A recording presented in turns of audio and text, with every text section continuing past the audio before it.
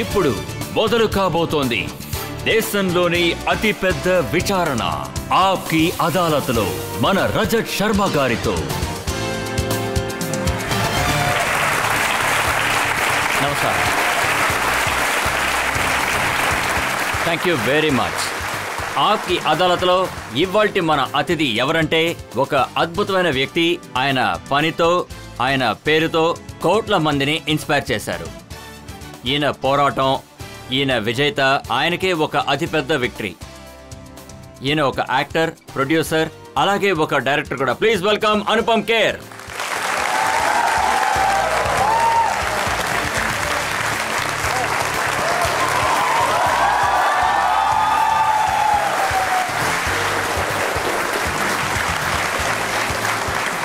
ఓం నమః శివాయ. ఇంతకుముందు నేను ఒకసారి వచ్చి కూర్చున్నాను, కానీ రెండోసారి నన్ను మీరు ఇక్కడికి పిలిపించారు అంటే ఏదో ఖచ్చితంగా కుట్ర దాగే ఉంటుంది. మీరు చేసే పనులు అటువంటివి. ఆప్కి అదాలత్లో ఇవాల్టి మన జడ్జ్ చాలా ప్రత్యేకమైన వ్యక్తి, ఒక స్కాలర్. భారతీయ సంస్కృతిలో ఈయన భాగం ఎంతగానో ఉందని చెప్పాలి. Please welcome Sachchidanand Joshi.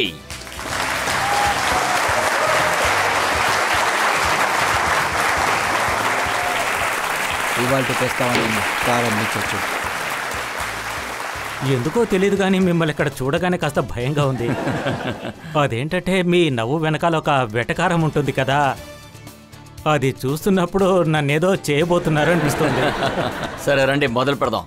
ఆప్కి అదాలత్లో ఇవాల్టి కేసుని మొదలు పెడదాం. మొదటి ఆరోపణ ఫిలిం స్టార్ అనుపమ్ ఖేర్ గారి మీద. ఆప్కి అదాలత్లో ఫిలిం స్టార్ అనుపమ్ ఖేర్ గారి మీదున్న ఆరోపణ, ఈయన కళల్ని అమ్ముకుంటున్నారు.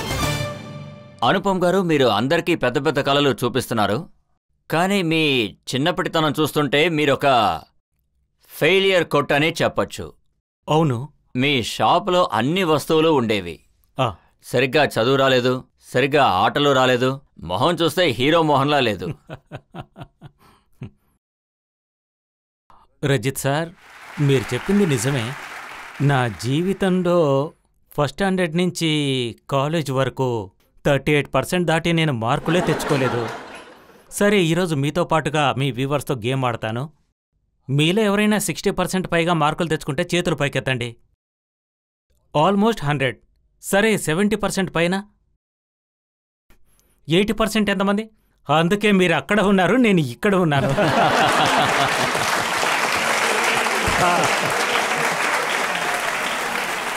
నేను ఎడ్యుకేషన్లో చాలా వీక్. ప్రోగ్రెస్ కార్డ్ని ఇంటికి తీసుకొచ్చి సైన్ చేయించుకొని, మీరు కూడా చేయించుకునే ఉంటారు కదా. నేనేం చేస్తానంటే, మా నాన్నగారు చాలా తొందరలో ఉన్నప్పుడు నేను ఆయనకిచ్చి సైన్ చేయించుకుంటాను. ఒకరోజు ఏం జరిగిందంటే, నేను అప్పుడు 9th స్టాండర్డ్లో ఉన్నాను. ఆయన అప్పుడే బయలుదేరుతూ ఉన్నారు. తొందరలో స్టోర్ రూమ్ కీస్ కూడా మర్చిపోయి వచ్చారు. నా రిపోర్ట్ కార్డ్ చూడడానికి ఆయనకు టైం దొరికింది. ఏరా, నువ్వు మీ క్లాస్లో 59th అన్నారు. నేను అవునన్నాను. ఆయన దానికి మీ స్టూడెంట్స్ ఎంత అన్నారు? 60 అన్నాను. అప్పుడు నేను అనుకున్నాను చాలా కోపడతారు, తిడతారు అని. కానీ అందుకు మాత్రం ఆయన, బాబు ఒక్క విషయం ఉందన్నారు. అది మీ క్లాస్లో ఫస్ట్ ఎవరైతే వస్తారో, అది ఆటల్లో కావచ్చు, చదువులో కావచ్చు, నేను ఫస్ట్ రావాలన్న టెన్షన్ ఎప్పటికీ ఉంటుంది. ఒకవేళ వాళ్ళకి సెకండ్ వచ్చినా ఫెయిల్ అయినట్టే అనుకుంటారు. ఒకవేళ 59 వచ్చేవాళ్ళు, వాళ్ళు 48 రావచ్చు, 36కి రావచ్చు, 24కు రావచ్చు. నువ్వు పంచాయి తర్వాత నువ్వు 48 ర్యాంకు తెచ్చుకుంటారు. ఆ తర్వాత ఒక సూపర్ వార్త చెప్పారు. గుర్తుంచుకో, ఫెయిల్యూర్ అనేది ఒక event, never a person. Event fail కావచ్చు, కానీ మనిషి ఫెయిల్ అవ్వడు.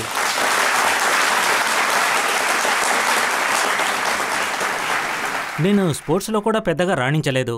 ఇన్ఫ్యాక్ట్ ఒకరోజు నేను మా స్కూల్ గ్రౌండ్లో పరిగెత్తుతూ ఉన్నాను. అప్పుడు 8th స్టాండర్డ్. మా పీటీ టీచర్ ఒక విషయం చెప్పారు. నువ్వు అలాగే నుంచో, ఒంటరిగా పరిగెత్తినా సెకండ్ వస్తావు అన్నారు. నేను పేద కుటుంబంలోని వాణ్ణి. పేద కుటుంబం విషయానికొస్తే అందులో ఎవరైనా పెద్ద కలలు కనచ్చు, ఏ రోజుకైనా జీవితం గొప్పగా ఉంటుంది అని. మేమొక చిన్న గదిలో 14 మంది ఉంటాము. ఐ థింక్ ఈ బాక్సులో ఇదిగో ఇక్కడి నుంచి అక్కడి వరకు ఒక రూము, ఒక వరండా, ఒక కిచెన్ ఉంది. అందులో 14 మంది ఉండేవాళ్ళం. మేం చాలా సంతోషంగా ఉండేవాళ్ళం. నేనొకరోజు మా తాతగారిని, ఇంతమంది ఉన్నాం కదా, ఎలా సంతోషంగా ఉంటామో అని అడిగాను. ఆయన చాలా గొప్ప విషయం చెప్పారు.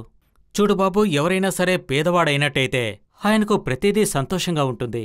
అప్పుడు నా మనసులో నుంచి ఆ భయమే పోయింది.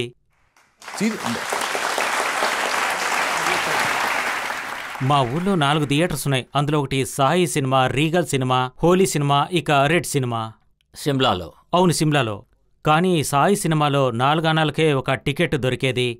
అక్కడ నేను సినిమా చూడ్డానికి వెళ్ళినప్పుడు నాకు అనిపించేది, ఈ ప్రపంచాన్ని చూస్తుంటే చాలా మాయా ప్రపంచం. ఆ కలల ప్రపంచంలోకి అదే నన్ను ట్రాన్స్పోర్ట్ చేసింది. కానీ కలలు కనడానికి, సినిమాల్లోకి వెళ్లాలనే కల కనడానికి ఏదో ఒక కారణం ఉండాలి కదా. మీరు ఎలాంటి మోహంతో ముంబైకి వెళ్లారో నేను అందరికీ చూపించాలి. సరే, ఇప్పుడు చూద్దామా? ఇది 1981లో తీసిన ఫోటో.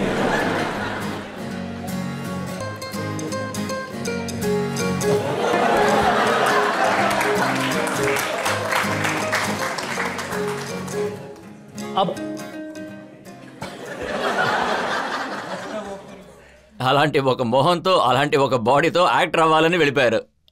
ఆ ఫోటోలో నేను దొంగలాగే ఉన్నాను. ఎక్కడి నుంచో తప్పించుకొని పారిపోతున్నట్టుగా ఉంది. నేను చూడ్డానికి బాగుండనని నాకు తెలీదు. ఎవరికి కూడా అలా అనిపించదు. ఎందుకంటే ఎవరికైనా తల్లి అంటూ ఉంటుంది, నా బంగారం చిట్టి కన్నా అని ఎప్పటికీ. అవునా? సో ఇక రెండవ విషయం, నేను ట్రైనింగ్ తీసుకున్నాకే యాక్టర్ అయ్యాను. నేను 4 ఏళ్లు ట్రైనింగ్ తీసుకున్నాను. ట్రైనింగ్లో ఏం చెప్తారంటే, మీరొక మంచి నటుడు అయినట్టయితే మీకు తప్పకుండా వేషాలొస్తాయని. ఇక మరొక విషయం, ఇక ఇది ఉంది చూడండి, డిగ్నిఫైడ్గా బాల్డ్ లుక్ తెలుస్తుంది. ఇది బాల్డ్ లుక్ కాదు, షేవ్డ్ లుక్. కానీ మన వెంట్రుకలు కొద్దిగా రాలుతున్నప్పుడు ఇలా చూడండి అన్నగారు, మీ జుట్టును చూడండి, కాస్త ఇటువైపు పోతుంది. ఆ సమయంలో నేను డ్రామా స్కూల్ నుంచి గోల్డ్ మెడల్ తీసుకున్నాను.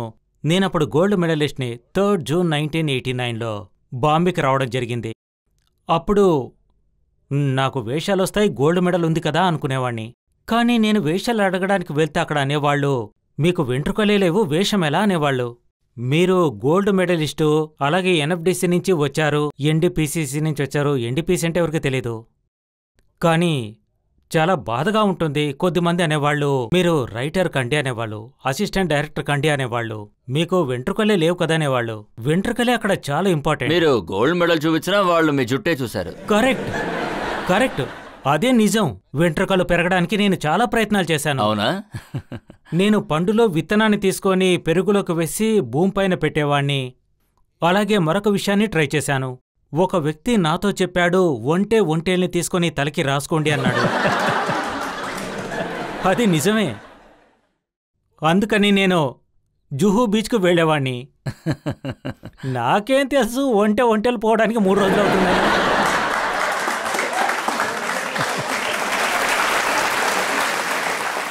ఇది నిజం, ఇందులో ఏ కట్టు కథ లేదు. నేను ప్రతిసారి ఒంట వెనకాలే వెళ్లేవాణ్ణి, ప్లాస్టిక్ కప్పు తీసుకొని. అలాగే దానికి ఒంటేలొస్తే ఇష్టం వచ్చినట్టు పోస్తుందని కూడా తెలీదు. నేను ఎన్నో వాడాను, టిబెట్ మందులు కూడా వాడాను, ఎలాంటి ప్రయోజనం లేదు. ఇన్ని జరిగిన తర్వాత కూడా నాకు వెంట్రుకలు లేకపోవడం వల్లనే బట్సార్ దగ్గర నాకు సారాంశ్ అనే సినిమాలో అవకాశం వచ్చింది. ఏది అసాధ్యమో అది ఒకరోజు తప్పకుండా అవుతుంది. నేనేం విన్నానంటే, మీరు ఆడిషన్ ఇవ్వడానికి వెళ్ళినప్పుడు మీరు బాబాయ్ లాగా నటిస్తారు, కానీ ఆయన అన్ని విషయాల్లోనూ ఫెయిల్ అయ్యారు. మా బాబాయి పేరు ద్వారకానాథ్. ఆయన 8th క్లాస్లో 7 సార్లు ఫెయిల్ అయ్యారు. ఇన్నిసార్లు ఫెయిల్ అయ్యాడు కాబట్టి ఇక చివరిసారని ప్రిన్సిపాల్ గారు ఆయన్ని 9కి ప్రమోట్ చేశారు. క్లాస్లో ఉన్న వాళ్ళంతా ఆయన్ని అంకుల్ అని పిలిచేవాళ్ళు. ఇన్ఫ్యాక్ట్ ఈ విషయం దిల్వాలే దుల్హనియా లే జాయేంగేలో ఒక సీన్ ఉంటుంది. అందులో నేను షారుఖ్ ఖాన్తో చెప్తాను, చూడు బాబు, మేము ఇండియాలోనే ఫెయిల్ అయ్యాము, నువ్వు లండన్లో ఫెయిల్ అయ్యి చూపించావు అంటాను. నేను లండన్లో సెట్కు వెళ్ళినప్పుడు అక్కడ ఫోటోస్ అన్నీ ఉంచారు. నేను అడిగాను, ఎస్జీ, నేను నా సొంత బంధువుల ఫోటో ఇక్కడ పెట్టచ్చా అని అడిగాను. ఎందుకంటే మీరు పెట్టిన ఫోటోలన్నీ క్వాలిఫికేషన్స్ సరిగానే ఉన్నాయి కాబట్టి. అందుకైనా తప్పకుండా పెట్టుకోండి అన్నారు. ఇక సీన్ మొదలవగానే ఈయన ద్వారకానాథ్ 7th క్లాస్ 7 సార్లు ఫెయిల్ అయ్యారు. ఈయన బ్రిడ్జినాథ్ 9లో 6 సార్లు ఫెయిల్ అయ్యారు. ఇక ఈయన మోహన్ లాల్, ఈయన కూడా చాలా సార్లు ఫెయిల్ అయ్యారు.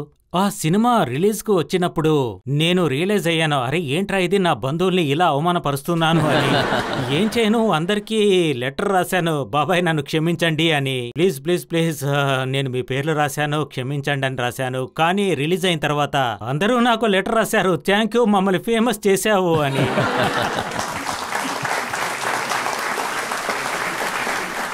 మీరు విజయం సాధించిన తర్వాత, మీరు స్టార్ అయిన తర్వాత మీ ఫాదర్ మీ సినిమాలు చూసేవారా? ఆయనకి ఇష్టమా? మా నాన్నగారే నాకు పెద్ద ఫ్యాన్, చాలా పెద్ద ఫ్యాన్. మా నాన్నగారు నా ఫ్లాప్ సినిమాలన్నీ చూసి ఇది ఎంత మంచి సినిమా అయినా సరే ఎందుకని చూడలేదు అని బాధపడేవారు. ఆయన ఫ్లైట్లో వెళ్లేవారు కాదు, అదంటే ఆయనకు నచ్చదు. అందుకే ఆయన ట్రైన్లోనే వెళ్లేవారు. ట్రైన్లో వెళుతున్న సమయంలో అనుపమ్ ఖేర్ నా కొడుకని గర్వంగా చెప్పుకునేవారు. అలాంటప్పుడు ట్రైన్లో ఎలా వెళ్తున్నారు అని ప్రజలకు ఒక అనుమానం ఉండేది. మా నాన్న రాత్రి నాకు 2:30కు ఫోన్ చేసేవారు. ఇంట్లో అందరూ నన్ను బిట్టు అని పిలిచేవారు. బిట్టు, నాతో పాటు మల్హోత్రా సార్ ఉన్నారు, నువ్వు నా కొడుకంటే ఆయన నమ్మడమే లేదు, ఓసారి నువ్వు మాట్లాడు. ఏంటి ఇప్పుడు మాట్లాడాలా? చెప్పండి. ఎవరు మాట్లాడేది? నేను అనుపమ్ ఖేర్ని మాట్లాడుతున్నా, అది మాకెలా తెలుసు? డైలాగ్ చెప్పు. రాత్రి 1:30కు. मैं राणा विश्व प्रताप सिंह, डॉक्टर डैंग क्रिएसवाल। डॉक्टर डैंग को आज पहली बार किसी ने थप्पड़ मारा है। इस थप्पड़ की गूंज सुनी तूने? अब जब तक तुम जिंदा रहोगे इस गूंज की गूंज तुम्हें सुनाई देगी। ఓకే, మీరు అనుపమ్ ఖేరే, గుర్తుపట్టని పెట్టండి. మా నాన్నగారి దగ్గర ఒక పాత పెట్టె ఉండేది. ఇక ఆ పెట్టె విషయానికొస్తే అది చూడ్డానికి ఎవరికీ అనుమతి లేదు. అదే ఒక చిన్న పెట్టె ఉంటుంది కదా, పాతకాలం నాటిది. మా అమ్మ అడుగుతూ ఉండేది ఇది అంటే. ఆయన లేదు లేదు లేదు, నేనెవరికి చెప్పను. ఆయన చనిపోయిన తర్వాత 10th ఫిబ్రవరి 2012లో ఆ పెట్టెను ఏం చేయాలని మేము మాట్లాడుతూ ఉన్నాం. మా అమ్మ చెప్పింది ఆ పెట్టెలో ఏముందో నేను చూడాలి అన్నారు. అప్పుడు మేము ఆ పెట్టెను ఓపెన్ చేయగానే ఆ పెట్టెలో నా అన్ని ప్రెస్ కటింగ్స్, పేపర్లో వచ్చినవి, మ్యాగజైన్లో వచ్చినవి, నా కార్డ్, నేను తీసుకున్న చిన్న ట్రోఫీ అవన్నీ వాటిలోనే ఉన్నాయి. ఆయన దారుణమైన రివ్యూను కూడా అండర్లైన్ చేసుకున్నారు. అనుపమ్ ఖేర్ ఎక్కడైతే ఆ పేరుందో అక్కడ అండర్లైన్ చేసుకున్నారు. మా నాన్నకు నా పైనున్న ప్రేమ అలాంటిది. ఏం చెప్పమంటారు?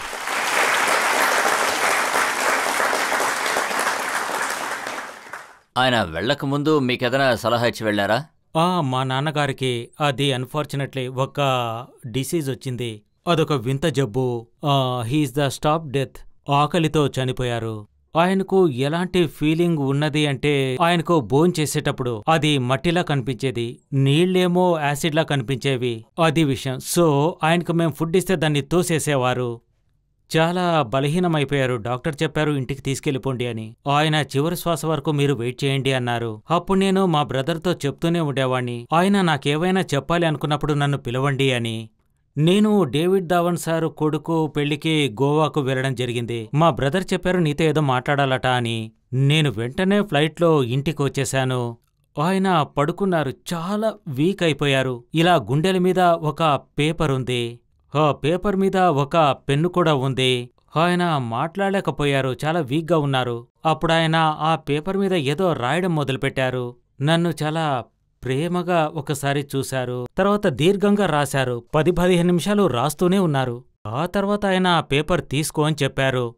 ఇప్పుడు నేను రాసిన దానికి జవాబు చెప్పు అన్న ఉద్దేశంతో చూశారు. నేను ఆ పేపర్ తీసుకుని చూశాను. అందులో ఏమీ రాయలేదు. అందులో ఒక లైన్ మాత్రమే ఉంది. ఎందుకంటే అక్షరాలు రాయడానికి ఆయనకు శక్తి లేదు. అప్పుడు నేను ఈయన ఏదో అడగాలి అనుకుంటున్నారు, ఏం జవాబు చెప్పాలి అని నేను చాలా కామన్ జవాబు చెప్పాను. అవునన్నా, మీరు చెప్పేది నిజమే అన్నాను. భయపడ్డానికి ఏమి లేదు, అంతా మంచే జరుగుతుంది. ఎందుకంటే ఆయన కాస్త భయపడ్డారు. ఆయన నన్ను ఇలా పిలిచారు. నేను నా చెవిని ఆయన దగ్గర పెట్టినప్పుడు ఆ క్షణంలో ఒక మనిషి తర్వాత 20 నిమిషాల్లో వెళ్ళిపోయే వ్యక్తి, అతని చివరి 2 మాటలు నేను నా చెవులో లివ్ లైఫ్, లివ్ లైఫ్, ఇది మాత్రమే. ఒక మనిషి మరొక 20 నిమిషాల్లో అతను చనిపోతున్నప్పుడు అతని చివరి మాటలు తన కొడుకుతో, బాబు లివ్ లైఫ్. ఇంతకు మించి నాకెవరు పాఠం చెప్తారు చెప్పండి? ఒక కొడుగ్గా మీరెంతగానో ఇంకేం చేయగలరు? అవును, ఇంకేం చేస్తారు? అందుకే నేను ప్రతి క్షణము ప్రతిరోజు గొప్పవాడిని అవుతూనే ఉన్నాను.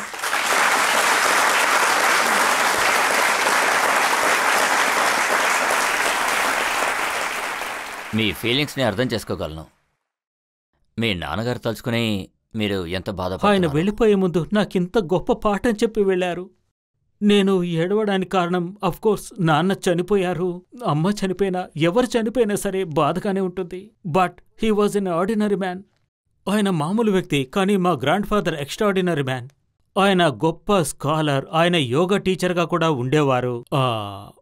మహాభారతం, రామాయణం ఇవన్నీ బాగా అవపోసన పట్టారు. మా నాన్న ఫారెస్ట్ డిపార్ట్మెంట్లో క్లర్కు. కానీ ఆయన మీకు చెప్పి వెళ్ళిన లెసన్ ని మీరు పాటిస్తున్నారు.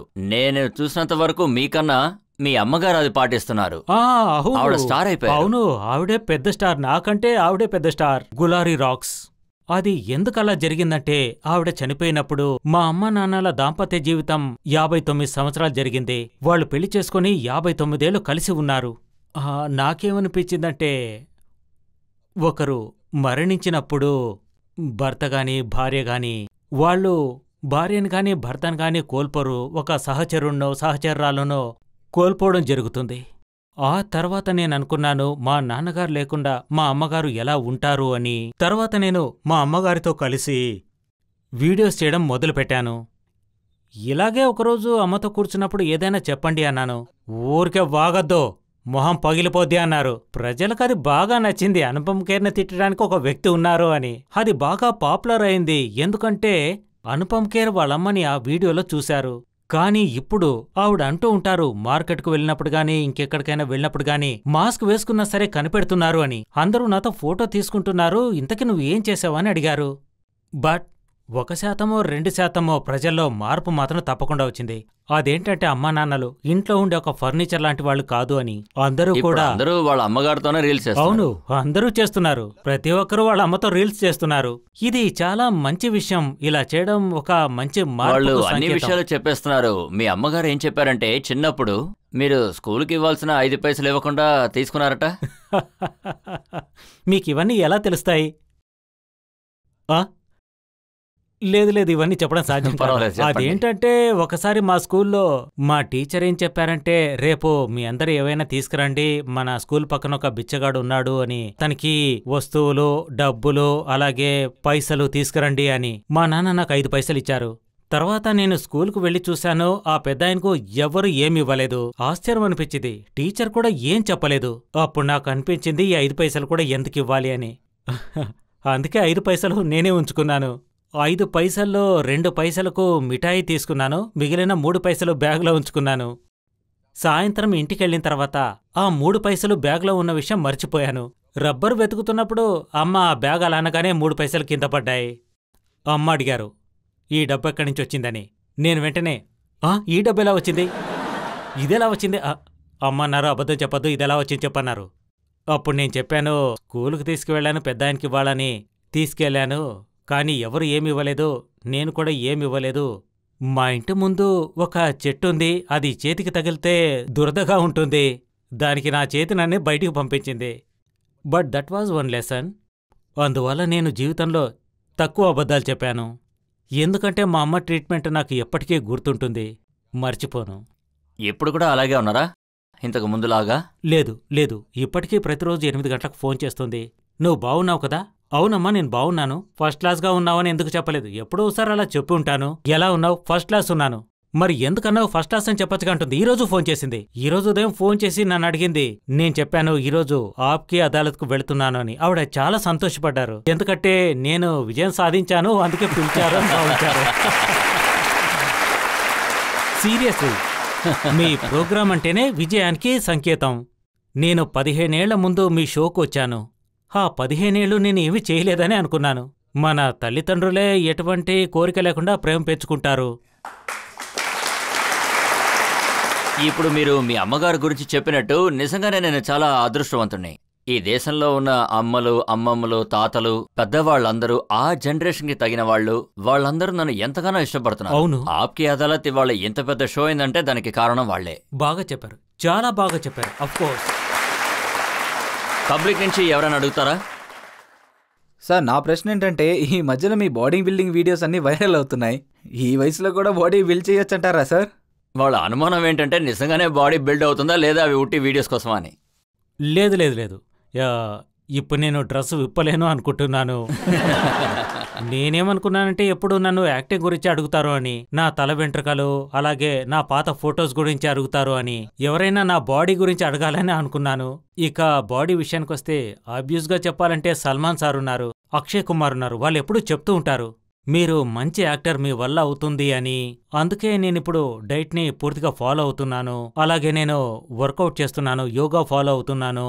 ఆప్కే అదాలత్కొస్తే ఇలాంటి ప్రశ్నలు అడగాలనే చేస్తూ ఉన్నాను.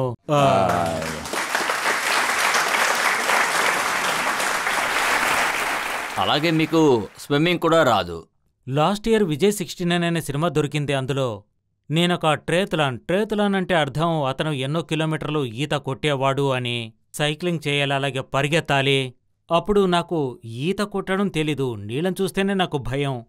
ఆ తర్వాత నాకు అనిపించింది నేను ఇలాంటి సినిమా చేయగలను అని. అందుకే నేను 68 ఏళ్ల వయసులో ఈత నేర్చుకున్నాను. ఆ సినిమాలో ఈత కొట్టే సీన్లు ఎన్ని ఉన్నాయో అన్నీ నేనే చేశాను. ఒక మనిషి అనుకుంటే ఏమైనా చేయొచ్చు.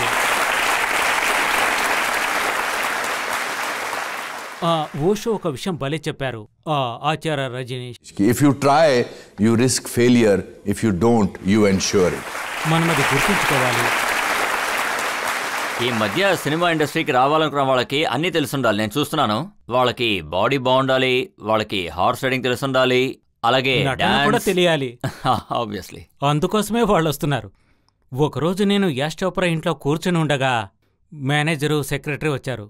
హీరో రెడీగా ఉన్నారని చెప్పారు. ఏం రెడీగా ఉందని అడిగాను. సైక్లింగ్ వచ్చేసింది, గుర్రపు స్వారీ వచ్చేసింది, బాక్సింగ్ కూడా వచ్చింది, మరి యాక్టింగ్ అది కూడా నేర్చుకుంటూనే ఉన్నారు. మీరు చేసిన మంచి విషయం ఏంటంటే మీరు చాలా సినిమాల్లో నటించారు. చెప్పండి. ప్రతిరోజు మొబైల్లో కానీ, టీవీలో కానీ, ఐప్యాడ్లో కానీ ఎవరైనా ఏదైనా చూసారంటే అందులో ఖచ్చితంగా అనుపమ్ ఖేర్ గారు ఉంటారు. ఏదో ఒక సినిమాలో ఉన్నారు. అవును, నా దగ్గర నుంచి ఎవరు తప్పించుకోలేరు. అది మా అమ్మ మా వదిన దగ్గర ఛాలెంజ్ చేస్తూ ఉంటుంది, ఈరోజు సినిమా వస్తుందా రాదా అని. ఎప్పుడూ మా అమ్మనే గెలుస్తుంది. ఏదో ఒక ఛానల్లో నేను దాదాపు 500 సినిమాలకు పైగా నటించాను. నా దగ్గర నుంచి వాళ్ళు ఎలా తప్పించుకోగలరు? నేను మీ జీవితంలో ఒక కాదనలేని భాగము. నేను మీ అందరిలో ఒకరికి బాబాయ్గా ఉంటాను, తండ్రిగా ఉంటాను, ఎవరికైనా మామగా ఉంటాను. ఇక దిల్ సినిమా ఉంది కదా, అది మా చిన్నాన్న క్యారెక్టర్.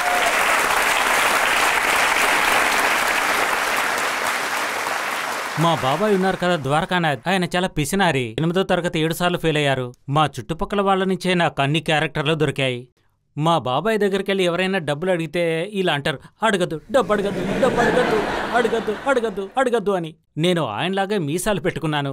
ఇక అబ్బాయి క్యారెక్టర్ అది కూడా మా బాబాయే. నేను చాలా వేషాలు నటించాను. బాబాయ్ చాలా లేట్ మ్యారేజ్ చేసుకున్నారని విన్నాను. అవునవునవును, అది నిజమే. మా బాబాయ్కి 45 ఏళ్ళు వచ్చిన తర్వాత పెళ్ళయింది. ఇక మా పిన్ని సంతోషి, ఆవిడకో దాదాపు 25 ఏళ్ళు ఉండొచ్చు అనుకుంటాను. అప్పుడు మా బాబాయ్ ఉద్దేశం ఏమిటంటే కోపం వచ్చినప్పుడు కళ్ళు మూసుకుంటారు.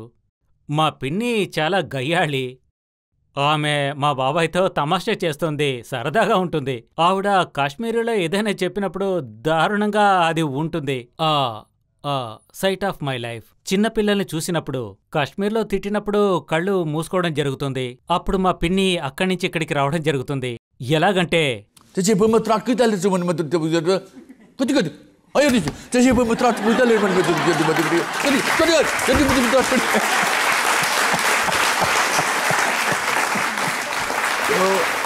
నా అన్ని కామికల్ క్యారెక్టర్సు, అందులో కొన్ని నా స్కూల్ టీచర్సు లేదంటే నా ఫ్యామిలీ మెంబర్స్ అయి ఉంటారు. మా టీచర్లు ఒకరుండేవారు, క్లాసులోకి రాగానే అంటుండేవారు, ఎవరికైతే గుర్తుందో వాళ్ళంతా కూర్చోండి, ఎవరికైతే గుర్తులేదో వాళ్ళంతా నుంచోండి అని. జ్ఞాపకం లేక నుంచుంటే వాళ్ళకు 4 దెబ్బలే పడతాయి, తెలిసినా తెలియకుండా కూర్చుంటే వాళ్ళకి 8 దెబ్బలు పడతాయి. తర్వాత నాకు గుర్తున్నా లేకున్నా లేచి నుంచినవాణ్ణి 8 దెబ్బలు పడుతుండేవి. నేను స్కూల్ డేస్లో ఎన్ని దెబ్బలు తిన్నానన్న విషయం మన భారత ప్రభుత్వానికి తెలిస్తే వాళ్ళు నాకు అవార్డే ఇస్తారు. యాక్టింగ్కి సంబంధించి బెస్ట్ మెటీరియల్ ఏంటంటే, యాక్టింగ్కి సంబంధించిన బెస్ట్ మెటీరియల్ మన చుట్టుపక్కలే ఉంటుంది. అక్కడున్న ఒక వ్యక్తి నేను ఏం మాట్లాడినా సరే ఇదిగో ఇలా అంటున్నారు. ఆయనకు నేను బాగా నచ్చాను. ఏదైనా సినిమాలో నేను ఇలా ఈ విధంగా చేసినట్టయితే ఇది నేను ఆయన కోసం ఇచ్చే ట్రిబ్యూట్ అని మీరు భావించండి. అనుపమ్ గారు, నిజం ఏంటంటే మీ ఫెయిల్యూర్స్ అన్నిటినీ కూడా మీరు మీ సక్సెస్ గా మార్చుకున్నారు. మీరు ఎప్పుడల్లా ఫెయిల్ అయ్యారో దాని ఒక సక్సెస్ స్టోరీగా మార్చుకున్నారు. అది మీ గొప్ప బలం. నేను మీకు కాంప్లిమెంట్ ఇస్తున్నాను. Thank you very much. ఇప్పుడు మనం ఒక బ్రేక్ తీసుకుందాం. బ్రేక్ తర్వాత ఆప్కి అదాలత్లో యాక్టర్ అనుపమ్ ఖేర్ గారి మీద ఆరోపణలు ఏంటో చూద్దాం. ఒకవేళ 28 ఏళ్ల వయసులో భట్ సార్ నాకు ముసలి వేషం ఇవ్వకపోయుంటే, ఆ రోజు ఆ క్యారెక్టర్ చేయకపోతే ఈ రోజు ఇలా వచ్చే ఆప్కే అదాలత్లో కూర్చునిండేవాణ్ణే కాదు. నా మొదటి విజయానికి అడుగు అది మాత్రమే.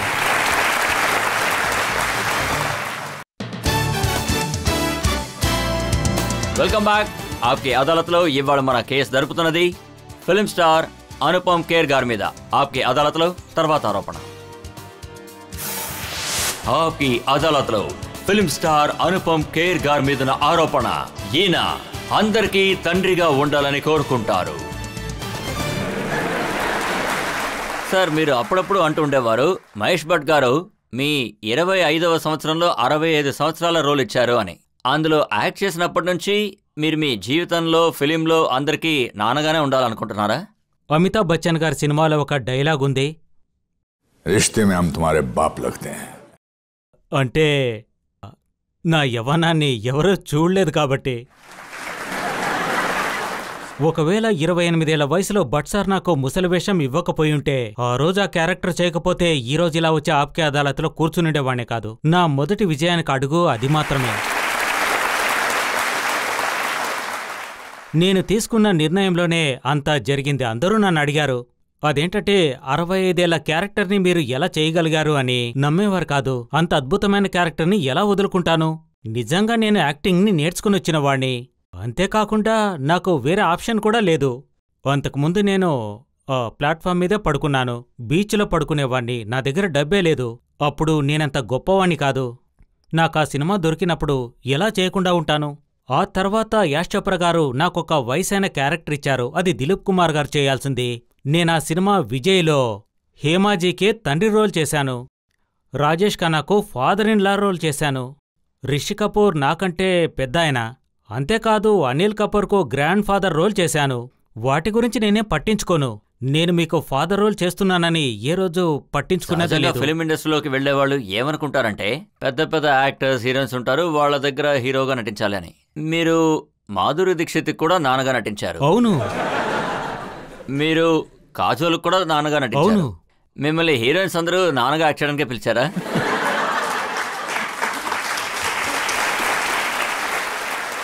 ఇలా చూడండి సార్, ఇందులో ఒక గొప్ప విషయం ఏమిటంటే, లవ్వర్ని వదిలిపెట్టచ్చు, భర్తని కూడా వదిలిపెట్టచ్చు, కానీ తండ్రిని మాత్రం వదిలిపెట్టరు. నేను ఏ రోల్స్ చేశానో ఆ క్యారెక్టర్స్ సినిమాకు పిల్లర్లు. మీరు తేజాబ్ చూసారంటే అందులో ఒక డిఫరెంట్ ఫాదర్ క్యారెక్టర్. అలాగే నేను ఫాదర్నే. మీరు బాగా గమనించండి, వెరైటీ ఎక్కడి నుంచి ఎక్కడికి వెళుతుందో, ఇదంతా ఎక్కడి నుంచి దొరుకుతుంది. నేను నన్నే అభినందించుకుంటాను. నేను ఏమిటంటే, I don't want to be satellite about. చెప్పాలంటే నాలాంటి ఆర్టిస్టులు హిందీ ఫీల్డ్లో తక్కువగానే ఉన్నారు. ఇది ఒప్పుకొని తీరాలి. అదేంటంటే, ఈ విషయాన్ని నేను అరగంటగా చెప్పాలి అనుకోవడం లేదు. నేనింతకుముందు ఏం చేశానో పట్టించుకోను, తర్వాత ఏం చేయాలనే ఆలోచిస్తాను. కాని అంతకుముందు చేసినవన్నీ చాలా తక్కువ స్థాయి వ్యక్తులే చేయగలుగుతారు. నేను ఎందుకు చేయగలిగానంటే, నా యాక్టింగ్ టీచర్ అద్భుతమైన వ్యక్తి. నాకు జీవితాంతం కలిసుండడం చాలా ముఖ్యం. నేనింతకుముందే చెప్పినట్టు వీళ్ళందరూ వ్యూవర్స్ మాత్రమే కాదు, వీళ్ళందరూ ఇండివిజువల్స్. వీళ్ల కళ్లలో కనిపించే ఆనందం, నేను చెప్పే మాటల్ని వినడానికి వీళ్ళు చూపించే ఆతృత, వీళ్ళని మీరు డబ్బులిచ్చి తీసుకొచ్చి చప్పట్లు కొట్టు అని అనిపించట్లేదు. ఇకపోతే నా బలం ఏమిటి అని అడుగుతున్నారు కదా, నా బలమంతా ఇదిగో వీళ్లే. అందుకనే నేను 40 ఏళ్లుగా ఇంకా ఫీల్డులో ఉన్నాను. యాక్టింగ్ మాత్రమే బాగని చెప్పలేను. ఇక నా చరిత్ర ఉంది చూశారా, తెరపైన తెర వెనకాల కూడా చెప్పుకోవచ్చు. అదే నిజం కదా.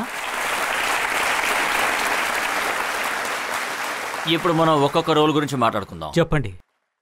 రామ్ లఖన్ సినిమాలో మీరు చేసిన రోల్, అది ఎక్కడి నుంచి కన్సిడర్ చేశారు? ఆ ఐడియా మీకు ఎలా వచ్చింది? అదేంటంటే, నేను సతీష్ కౌశిక్ ఇద్దరం మంచి స్నేహితులం. మేము సెట్కు వెళ్ళినప్పుడు అక్కడ సుభాష్ గై సారే రైటర్, డైరెక్టర్. ఆయన అప్పుడే సీన్ రాస్తారు. మొత్తం సినిమా ఐడియా అంతా ఆయన దగ్గర ఉంటుంది. ఇక ఆయన ఆ సినిమా స్క్రిప్టు మాకివ్వడం జరిగింది. చాందివాల స్టూడియోలో ఆ ఒకరోజు సెట్జీ నాకు బాగా గుర్తుంది. ఆ గుడ్డుని సీటు పైన పెడతారు, దానిపైన నేను కూర్చోవాలి. అది నాకు బాగా గుర్తుంది. అది సతీషే ఇంప్రవైజ్ చేశారు. ఎలాగంటే, సేట్జీ దానిపైన కూర్చున్న తర్వాతే మామయ్య గారు డైలాగ్ చెప్పాలి. సేట్జీ అనడం కట్టే గుడ్డాయన చెప్పచ్చుగా. కానీ ఆ సినిమా క్లైమాక్స్లో ఒక ఇంట్రెస్టింగ్ సీన్ ఉంటుంది. ఆ సినిమా మొత్తంలో కాశీరామ్ అలాగే సతీష్ జీ నా అసిస్టెంట్లు. నేను చెప్పినట్టు చెప్తే వాళ్ళు చాలా సంతోషపడతారు. క్లైమాక్స్లో సుభాష్ గారు ఏమన్నారంటే, సతీష్ గారికి నాకంటే ఎక్కువ డైలాగులిచ్చారు. ఏ డైలాగులంటే, ఇలా చూడండి, 5 విషయాలు నేను మీతో చెప్పాలనుకుంటున్నాను. ఏం చెప్పాలంటే, సార్ జాన్తో చెప్పాలి, రజా మురాద్ సాబ్తో.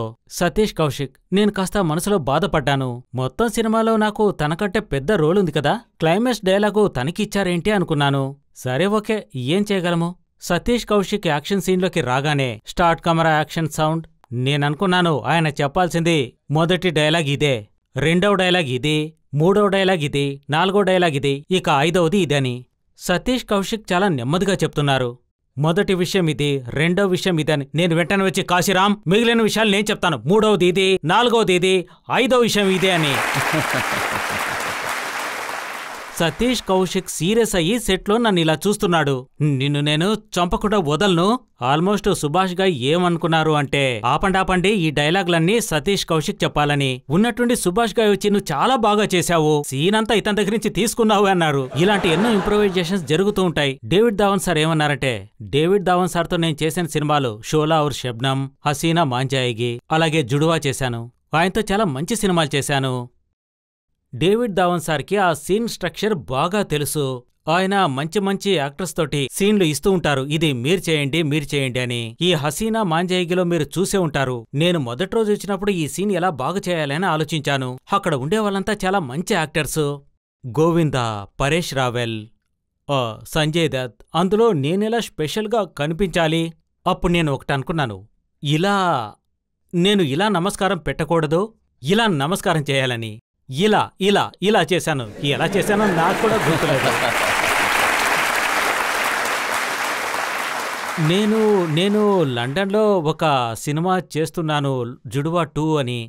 అప్పుడు జుడువా 2 షూటింగ్కు ముందుగా ఒక బ్రిటిష్ సినిమా చేశాను, the boy with the top notch. ఆ సినిమాలో నా క్యారెక్టర్ మెమరీ లాస్ అయి ఉంటుంది. అందులో నాకు ఒకరోజు మాత్రం రీడింగ్ సెషన్ ఉంటుంది. నెక్స్ట్ 10 రోజుల వరకు జుడువా 2 షూటింగ్లో ఉంటాను. ఆ తర్వాత 10 రోజుల తర్వాత ఆ బ్రిటిష్ షూటింగ్. ఆ రీడింగ్ జరుగుతుంది the boy with the top నాట్కు సంబంధించి. ఆ రీడింగ్ పూర్తయ్యాక ఒక అమ్మాయి డైరెక్టర్, ఆ అమ్మాయితో నేను అడిగాను, చాలా యంగ్ డైరెక్టర్ స్టెఫీ. నేను అడిగాను, స్టెఫీ ఈ వేషం మీరు వేయాలంటే ఎలా చేస్తారో కాస్త చెప్తారా అని, డీటెయిల్గా చెప్పమని. ఆవిడన్నారు, మిస్టర్ కేర్, ఒక ఎండిపోయిన ఆకు ఉంటుంది కదా, ఎండిపోయి చెట్టు నుంచి కింద పడుతుంది కదా, దానికి ఒక భయం ఉంటుంది, ఏదైనా ఒక పాదం దానిపైన పడిందంటే క్రచ్ అంటూ శబ్దం వస్తుందని.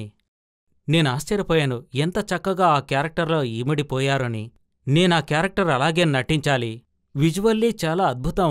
ఒక ఎండిపోయిన కింద పడి భయపడుతుంది. నేను అదే ట్రాన్స్లో బయటికొచ్చాను. అప్పుడు నేను డేవిడ్ ధావన్కు ఫోన్ చేస్తున్నాను. అదే ట్రాన్స్లో, డేవిడ్ రేపేంటి సీన్ అని. అరే సీనే ఉంది, నువ్వు చేసిందే సీన్ అంతే, డైలాగ్ నీకు నచ్చింది చెప్పు, నేను ఓకే చేసుకుంటాను అన్నారు. సో ఒక నటుడి మీద డైరెక్టర్కు ఉండే నమ్మకం అలాంటిది. డేవిడ్ సార్తో నేను షోలా ఔర్ శబ్దంలో ఒక వేషం వేశాను, అద్భుతం. నేను వర్క్ చేసిన డైరెక్టర్లో ఆయన చాలా గొప్ప వ్యక్తి. ఆయన్నిక ఈ జనరేషన్కు సంబంధించి మన్మోహన్ దేశాయ్ అని చెప్పొచ్చు. 44 సూపర్ హిట్లు ఇచ్చారాయన. నాకు చాలా ఆప్తుడు, ఆయనంటే నాకు చాలా ఇష్టం. షోలా ఔర్ షబ్నమ్ సినిమాలో మీరు శ్రీదేవి ఫ్యాన్ గా నటించారు, వయసు ఎక్కువైనప్పటికీ. ఏంటి వయసు ఎక్కువ అంటే అర్థం ఏంటి? అంటే సినిమాలో శ్రీదేవి ఈ ప్రపంచంలో చాలా గొప్ప యాక్ట్రెస్ అని చెప్పుకోవచ్చు. ప్రపంచంలోనే నేను చాలా గొప్ప ఆర్టిస్టులతో పనిచేశాను, విదేశీ ఆర్టిస్టులతో కూడా పనిచేశాను. Sridevi was effortless. తింటూ ఉంటుంది, జోకులు వేస్తుంది. సడన్గా డైరెక్టర్ వచ్చి షాట్ ఓకే అంటేనే వెంటనే అలర్ట్ అయిపోయి, అది చాల్బాజ్ కావచ్చు, చాందిని కావచ్చు, లేదా లంహే కావచ్చు. ఇంకా వివరంగా చెప్పాలి అంటే ఆమె త్వరగా వెళ్ళిపోయింది. అంటే ఆవిడ మొహం మాత్రమే కాదు, ఆవిడ ఆవిడ structure శరీరంలో ఉన్న అన్ని భాగాలు కూడా యాక్ట్ చేస్తాయనే చెప్పాలి. పూర్తిగా నిజమే, ఆవిడ కంప్లీట్ యాక్టర్ అని చెప్పుకోవచ్చు. ఆవిడ్ని ఇండియాలోనే అతి గొప్ప యాక్టర్స్లో ఒకరని మనం చెప్పుకోవచ్చు. అమేజింగ్. నేను ఆవిడ్ని మిస్ అవుతున్నాను. చాలా త్వరగా చనిపోయారు. చాలా గొప్ప వ్యక్తి. ఇంకా నేను ఆవిడ నుంచి ఎన్నో విషయాలు నేర్చుకోవాలనుకున్నాను. ఇన్ఫాక్ట్ నేను ఎంతో మంది దగ్గర నుంచి ఎన్నో విషయాలు నేర్చుకున్నాను. శ్రీదేవి దగ్గర నేను స్పాంటేనిటీ నేర్చుకున్నాను. లమ్హే సినిమాలో మేము పేరడీ సాంగ్ చేశాము. అది చాలా పొడవైన సాంగ్ అని చెప్పొచ్చు. ఆ సమయంలో వాళ్ళ నాన్న చనిపోయారు. ఆవిడ ఎంతగా ప్రొఫెషనల్ అంటే అక్కడికి వెళ్ళి ఇండియాకు తిరిగొచ్చాక మళ్ళీ కామెడీ సీన్ చేశారు. ఆవిడ దగ్గరున్న డెడికేషన్ అది అమేజింగ్. అలాగే కాజల్ కూడా అలాంటిదే. బ్రిలియంట్ యాక్టర్స్ వాళ్ళందరూ. ఇలా చెప్పుకుంటూ పోతే ఎన్నో పేర్లు చెప్పొచ్చు. అందుకనే వాళ్ళింకా కొనసాగుతున్నారు. మీరు దిలీప్ సార్తో వర్క్ చేశారు కదా? దిలీప్ సార్తో నేను 3-4 సినిమాలు చేశాను. 3 సినిమాలు చేశాను.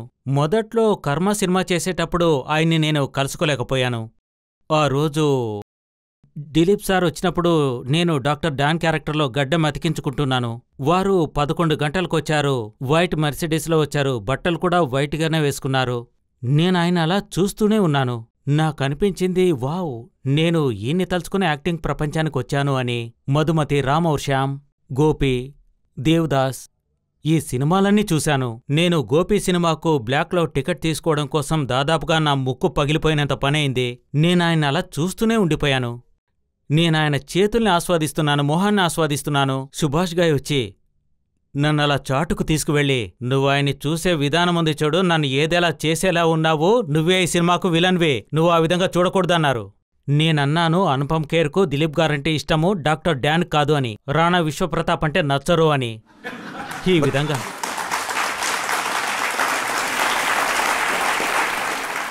అలాగే ఆ చంప మీద దెబ్బ కొట్టే సీన్ హిస్టారిక్ సీన్. అవును, అందులో నేను చేసిన తప్పేమిటంటే నేను ఆయనతో చెప్పాను. వారిని ఇంప్రెస్ చేయాలన్న ఉద్దేశంతో వారితో ఇలా చెప్పాను, సార్ మీరు నిజంగానే నా మొహంపై కొట్టండి అన్నాను. దానికాయన, బాబు ఇది సోల్జర్ చెయ్యి, నువ్వు అయిపోతావు అన్నారు. అండ్ నేనా డైలాగ్ చెప్పిన తర్వాత వారు ఆ సీన్ చూడ్డం జరిగింది. అప్పుడు ఆయన సుభాష్ గాయ్తో చెప్తూ ఉన్నారు, చాలా డేంజరస్ యాక్టర్ వచ్చారు, హీ విల్ గో ఫార్ అన్నారు. అప్పుడు నేను అనుకున్నాను, దిలీప్ సారే చెప్పారు, ఇక నాకు తిరుగులేదని. అలానే భావించాను. మీకొక విషయం చెప్తాను, అదేంటంటే నాకు బాగా ఆకలి. నాకు 1:30కంతా భోజనం వచ్చి తీరాలి. మధ్యాహ్నం లంచ్కి 2:30 అవుతోంది. లంచ్ ఇంకా రావడం లేదు. నేను చాలా ఆకలిగా ఉన్నానని దిలీప్ సారు పసిగట్టారు. నన్ను ఆట పట్టించడానికి ఇలా అన్నారు, మీకొక విషయం తెలుసా అనుపమ్ ఖేర్, మా నాన్నగారు పళ్ళు అమ్ముకునేవారు. ఆ మాట వినగానే నాకింకా ఆకలి ఎక్కువైంది. ఇంకా చెప్పాలి అంటే ఇప్పుడు నా చేతిలో ఒక ఎర్రటి యాపిల్ ఉంది అని.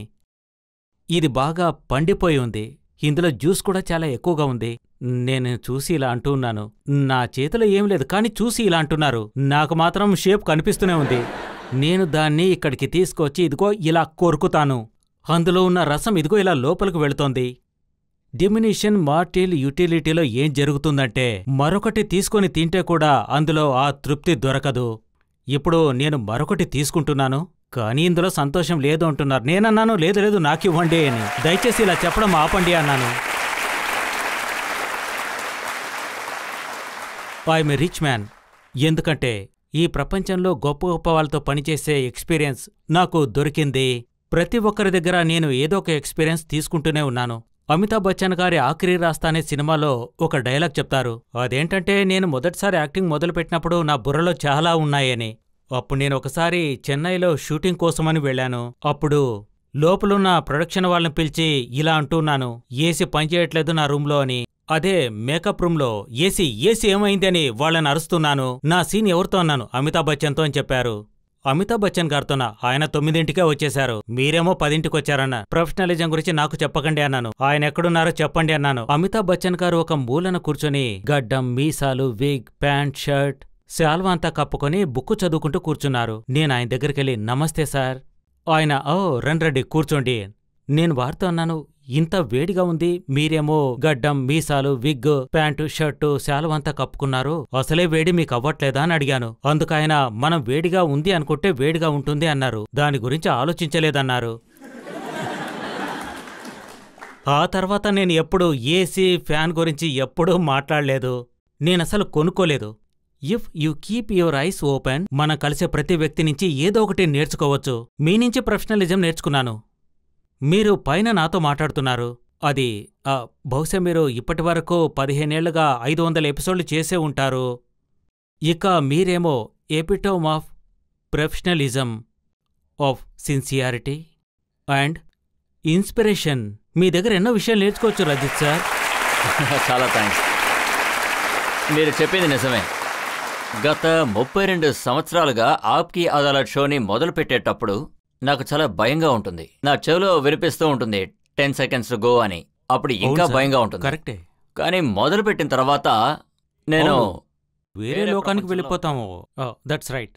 నేను ఏం చెప్పాలనుకుంటున్నానంటే, జీవితంలో ప్రతి అడుగులోనూ సిచ్యువేషన్, మనుషులు ఎన్నో విషయాలు మనకు నేర్పిస్తారు. వాటిని నేర్చుకోవడానికి మనం సిద్ధంగా ఉండాలి. అది ఇంపార్టెంట్. అవును. ప్రజలు ఎవరైనా ప్రశ్న అడగచ్చు. అడగండి సార్. నా ప్రశ్న ఏంటంటే, మీరు ఏ హీరోయిన్తో ఫాదర్ క్యారెక్టర్ చేయడంలో ఎంజాయ్ చేశారు?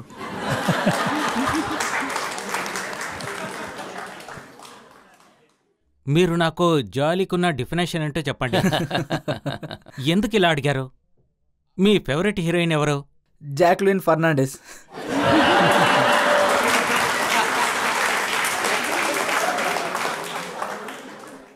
మీరిప్పుడు చెప్పారు కదా ఒక హీరోయిన్ గురించి, అటువంటి హీరోయిన్లా నేను ఎప్పటికీ పట్టించుకోను. ఏదైనా ఒక రోల్ చేసిన తర్వాత మీకు అనిపించుండొచ్చు, నేను ఈ రోల్ చేశాను, మీకు ఆ తర్వాత అనిపించింది. ఇలాంటి చాలా రోల్స్ ఉన్నాయి. దిల్కా డాక్టర్ అని నేను ఒక సినిమా చేశాను. అది చూసినప్పుడంతా భయం వేస్తుంది. ఇక కిరణ్, నా వైఫ్ ఉంది కదా, తను నాతో పాటు సినిమా చూడ్డానికొస్తే చేతిలో చెయ్యేసి పట్టుకొని మరీ వస్తుంది. నేనేదైనా తప్పుగా ప్రవర్తిస్తే కాసేపట్లో చెయ్యి వదిలి వెళ్ళిపోతుంది, అంతే.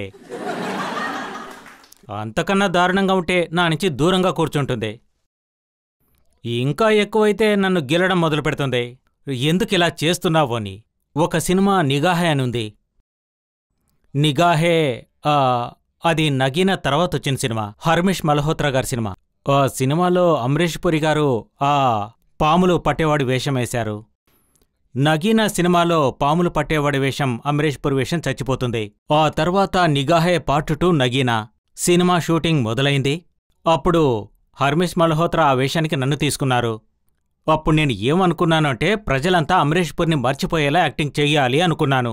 అందుకని ప్రతి సీన్లో చాలా ఎఫర్ట్ ఇచ్చాను. పెద్ద పెద్ద డైలాగ్స్ అన్నీ మాట్లాడాను, గట్టిగా మాట్లాడాను. డబ్బింగ్ జరుగుతున్నప్పుడు సినిమా తీసిన తర్వాత డబ్బింగ్ జరుగుతూ ఉంటుంది. పిక్చర్ చూసి సినిమాకు డబ్బింగ్ చెప్పాలి. అప్పుడు నేననుకున్నాను కాస్త ఓవర్గా చేశానని. ఇలా చేసుండకూడదు, దారుణంగా ఉందనుకున్నాను. కానీ సినిమా రిలీజ్కు 5 రోజుల ముందు డిస్ట్రిబ్యూటర్ పూర్ణచంద్రరావు ఆయన బ్లూ లేబుల్ వేసిన ఒక విస్కీని నాకు బహుమతిగా పంపారు. నేనంతవరకు జీవితంలో ఆ బ్లూ లేబుల్ తాగలేదు. అందులో రాశారు, what a grateful performance in Nigahen. నాకనిపించింది, ఏంట్రా నేనంత గొప్పగా చేశానా, బాగా చేశానా, చండాలంగా చేశానా అని అనుమానం వచ్చింది. బాగా చేయలేదనుకున్నాను. పూర్ణచంద్రరావు డిస్ట్రిబ్యూటర్ ఏమో బాటిల్ పంపించారు, బ్లూ లేబుల్ బాటిల్. ఆ తర్వాతే నేను యాష్ చోప్రా సార్, వారి వైఫ్ రేఖాజీతో పాటు నేను వర్క్ చేస్తున్నాను, నా భార్య, ఇంకా 2-3 పిలిపించి రిలీజ్కు ముందు మనం ఒకసారి సినిమా చూద్దాము అనుకున్నాను. సినిమా స్టార్ట్ అయింది. కిరణ్ ఏమో నా చేతిలో చేవేసి ఇలా పట్టుకొని కూర్చుంది. అలాగే సినిమా స్టార్ట్ అయింది. ఒక రీల్ అయిపోయిన తర్వాత లైట్గా దగ్గడం మొదలుపెట్టింది. 2వ రీల్లో నా తర్వాత సీన్ చూస్తున్నప్పుడు తను నాతో చెప్పింది, డార్లింగ్ కాస్త నాకు తలనొప్పిగా ఉంది. ఇక 3వ రీల్కొచ్చేసరికి ఎస్జీ గారన్నారు, ఇంకా ఇంత మిగిలిందని. 4వ రీల్లో నాకనిపించింది, ఓరి దేవుడా, ఇక్కడికి ఏ పామో తేలో వస్తే పరిస్థితి ఏంటి అని. ఎవరికైనా హార్ట్అటాక్ వస్తే దారుణంగా ఉంటుంది అనుకున్నాను. ఎందుకంటే అంత చండాలంగా నటించాను నేను. కిరణ్ ఏమో లేచి వెళ్ళిపోయింది. ఇలా నా జీవితంలో ఎన్నో సినిమాలకు జరిగింది. కానీ కొన్ని సమయాల్లో సినిమా కోసం పనిచేయడం మన బాధ్యత. ప్రతిరోజు ఉదయాన్నే బయలుదేరాలి, ఎందుకంటే పని చేస్తేనే పని వస్తుంది. పని లేకుంటే ఏ ప్రపంచమూ ఉండదు. మా ప్రార్థనలు ఏంటంటే మీరు ఎప్పుడు కూడా ఈ విధంగానే బిజీగా ఉండాలి, అందరిని ఎంటర్టైన్ చేస్తూ ఉండాలి. ఆరోపణలు ఇంకా పూర్తవలేదు, ఇంకా చాలా. ఓరి దేవుడా. ఆప్కి అదాలత్లో ఇప్పుడు మనం ఒక బ్రేక్ తీసుకుందాం. బ్రేక్ తర్వాత అనుపమ్ ఖేర్ గారి మీద ఆరోపణలు, ప్రశ్నలు కొనసాగుతాయి. సార్, నేను తెలుగు మీడియం స్కూల్ నుంచి వచ్చాను. తెలుగు మీడియంలో ఒక విషయం ఉంటుంది, ఇంగ్లీష్ మీడియం అమ్మాయిలు మన మొహం ఎప్పటికీ చూడరు, మనల్ని అసలు పట్టించుకోలేరు. ఇదిగో ఈ ముందుండే వాళ్ళంతా తెలుగు మీడియం నుంచి వచ్చారు.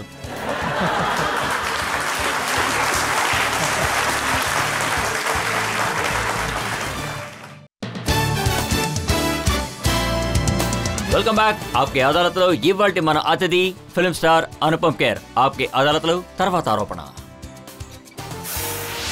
ఆప్కి అదాలత్లో ఫిల్మ్ స్టార్ అనుపమ్ ఖేర్ గారి మీద ఆరోపణ. ఈయన తలకిందుల దారిలోనే వెళుతూ ఉంటారు. చూడండి సార్, ఎవరి నాన్న చనిపోతే వాళ్ళు బాధలో ఉంటారు, సంతాప సభ పెడతారు, ప్రార్థన చేస్తారు, భజన్లు, కీర్తనలు చేస్తుంటారు. కానీ మీ నాన్నగారు చనిపోయినప్పుడు మీరు రాక్ బ్యాండ్ని పిలిపించారు, అక్కడ ఒక లాఫ్టర్ షో చేశారు. మా నాన్నగారు చనిపోయిన తర్వాత అప్పుడు నేనేమనుకున్నానంటే, మా నాన్న మంచి జీవితం జీవించారు, 84 ఏళ్ల వయసులో చనిపోయారు, ఇప్పుడేమో మా అమ్మ ఆయన లేకుండా ఉండాలి, మా నాన్న గొప్ప మనిషి, ఆయన లోటును ఎలా తీర్చాలి అనుకున్నాను. అందుకే నేను మా అమ్మతో అన్నాను, అమ్మా ఇలా చూడండి, నేను నాన్న ప్రేయర్ మీటింగ్ని కాస్త డిఫరెంట్గా చేయాలనుకుంటున్నాను అని చెప్పాను. దానికి మా అమ్మ అంటే ఏంటి అన్నారు. నేను చెప్పాను, వచ్చేవాళ్లకు తెల్ల డ్రెస్ వేసుకొని రానక్కర్లేదు అన్నాను, వచ్చేవాళ్లకు కలర్ఫుల్ డ్రెస్సులో రమ్మని చెప్తాను, మీరు ఆనందంగా రావాలి అని చెప్తాను. అంతేకాకుండా మా నాన్న కోసం నేను రాక్ బ్యాండ్ను పిలిపిస్తాను. మా నాన్న పైనుంచి కిందికి చూసి నా ప్రేయర్ మీటింగ్ ఎందుకింత బోర్గా ఉంది అని అనుకోకూడదు, అలా ఉండాలి.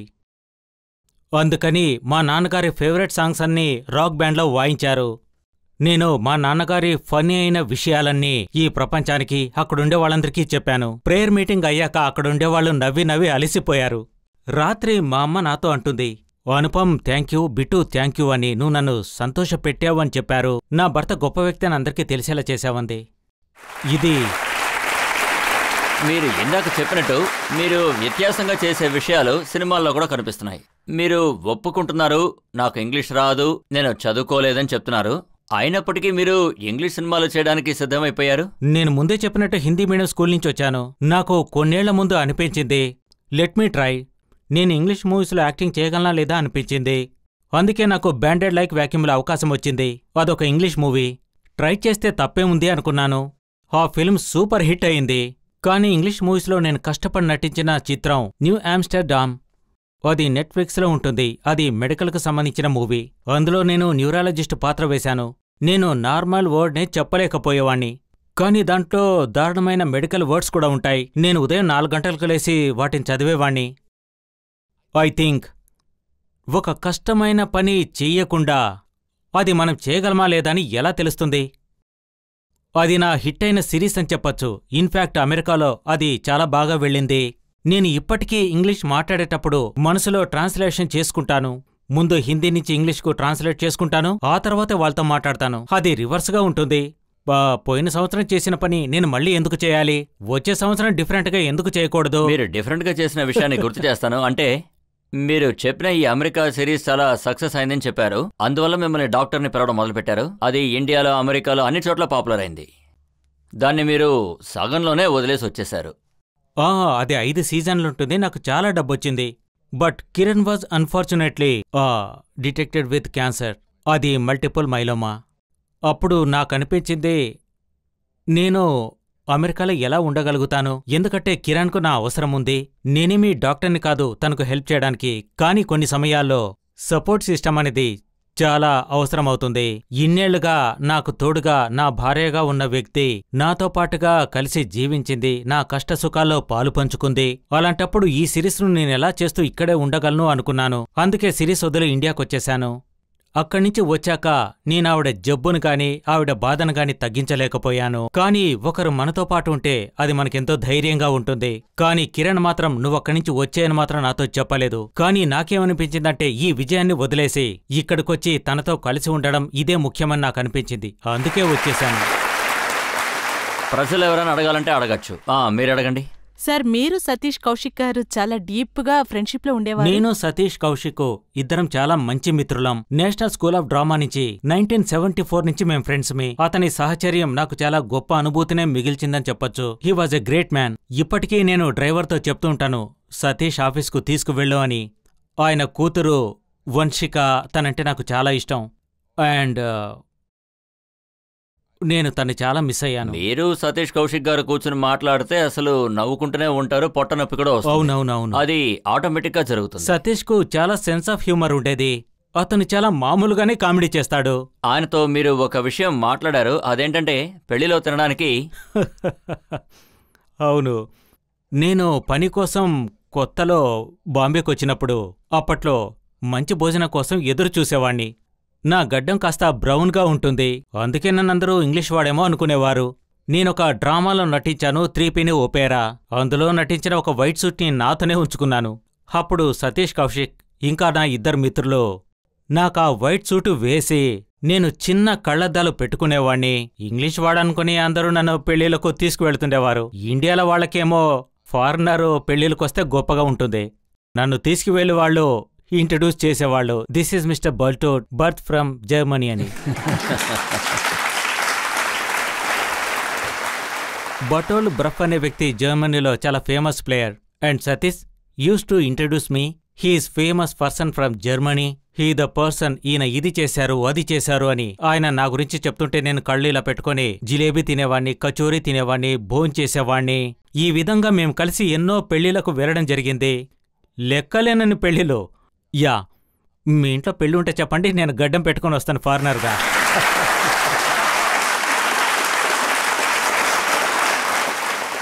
పబ్లిక్ నుంచి ఇంకెవరైనా ఏదైనా అడుగుతారా? I just want to answer the questions. తెలుగులో మాట్లాడండి, నాకు తెలుగు వస్తుంది. ఇప్పుడుండే యాక్టర్స్ లో వచ్చి మీ ప్రశ్నకు ముందు నేను మిమ్మల్ని ఇంగ్లీష్లో ఒక విషయం చెప్పాలనుకుంటున్నాను, మీరు పర్మిషన్ ఇస్తే. పర్మిషన్ ఇస్తా ప్లీజ్. జెడ్ సార్ మీరు కూడా ఇవ్వాలి. సార్, నేను తెలుగు మీడియం స్కూల్ నుంచి వచ్చాను. తెలుగు మీడియంలో ఒక విషయం ఉంటుంది, ఇంగ్లీష్ మీడియం అమ్మాయిలు మన మొహం ఎప్పటికీ చూడరు, మనల్ని అసలు పట్టించుకోలేరు. ఇదిగో ఈ ముందుండే వాళ్ళంతా తెలుగు మీడియం నుంచి వచ్చారు.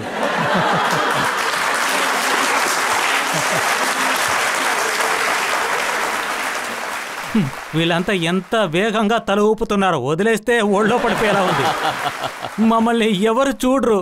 అప్పుడు మా ప్రిన్సిపాల్ గారేమో సత్యప్రకాష్ గారు. నాకు ఇంగ్లీష్లో మాట్లాడాలని చాలా కోరిక, ఎవరైనా నన్ను చూస్తారని ఆశ. అప్పుడు నేను చాలా సన్నగా ఉండేవాణ్ణి. ఎంత సన్నగా ఉండేవాణ్ణంటే ఒక హోల్ నుంచి 2 చూడగలిగేవాణ్ణి. నేనప్పుడు ఇలా నడుచుకుంటూ వెళ్ళేవాణ్ణి. ఎవరైనా అమ్మాయి నన్ను దాటి వెళ్ళిందంటే to every action there is a opposite reaction, my body was emotional అని చెప్పేవాణ్ణి. ఒకరోజు ప్రిన్సిపాల్ గారు నన్ను రమ్మన్నారు. మన స్కూల్లో ఉన్నటువంటి ప్రిన్సెస్ ఆఫ్ దుర్గావతి లక్నోలో ఉంటారు. ఆవిడే మాకు పెద్ద డోనర్. మా స్కూల్కి ఎక్కువ డొనేషన్లు ఇచ్చేవారు, 2000, 3000 ఇచ్చేవారు. అందుకనే ప్రతి సంవత్సరం చీఫ్ గెస్ట్ గా ఆవిడే వచ్చేవారు. ఆవిడ్ని చూసి చూసి 200, 300 ఏళ్ళు అన్నట్టుగా ఉండేవారు. అందుకే ప్రిన్సిపల్ గారు చెప్పారు, ఆమెను పొగుడుతూ ఏదైనా చెప్పండి అని. నాతో చెప్పారు, నువ్వు ఇంగ్లీష్లో ఏదైనా ఒక స్పీచ్ తయారు చేసుకో అన్నారు. నేను ఎలా సార్ అన్నాను. లేదు లేదు, గుర్తు తెచ్చుకో, వచ్చేస్తుంది. మా బాబాయ్లో ఒకరు బాగా చదువుకున్న వ్యక్తి ఉన్నారు, ప్యారలాల్ గారు, ఇప్పటికీ ఉన్నారు. ఆయన ఏమన్నారంటే, నువ్వు ఎడిటోరియల్ బాగా చదివావంటే ఇంగ్లీష్ ఈజీగా వస్తుందన్నారు.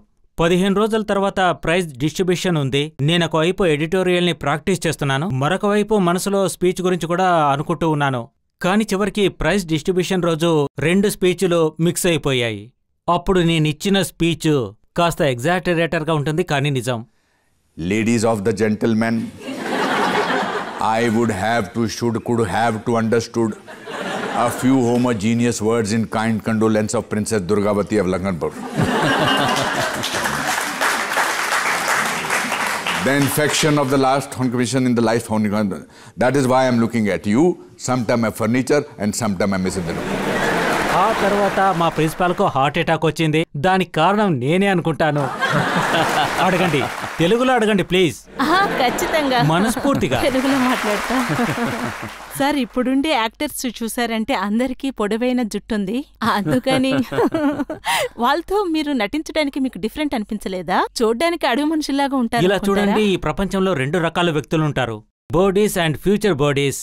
అందుకని పొడవాటి జుట్టు వాళ్ళంతా ఇదిగో మళ్ళీ ఇలా అంటున్నారు.